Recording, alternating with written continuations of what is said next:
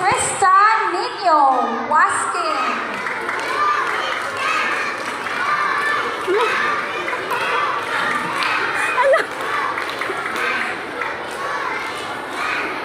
Magandang umaga po sa inyong lahat. Ako po ay naniniwala sa kasabihang ang kabataan ang pag-asa ng bayan na nagpapaalala sa atin na ang mga kabataan ang susi sa pag-unlad ng ating bansa.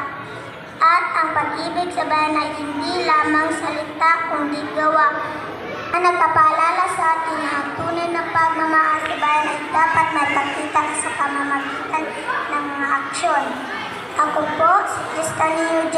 Waskin ng Kadalawang Baitang Section NT, ang inyong Dr. Jose Rizal na nagsasabing ang hindi magmahal sa sariling wika ay mahigit pa sa hayop at palagsang isda.